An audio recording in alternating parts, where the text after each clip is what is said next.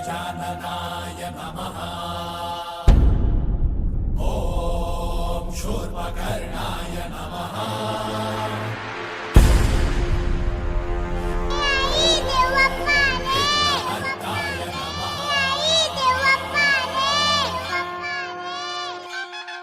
हो बेटा, बाप्पा आले आहेत, अभिवादन करा चला.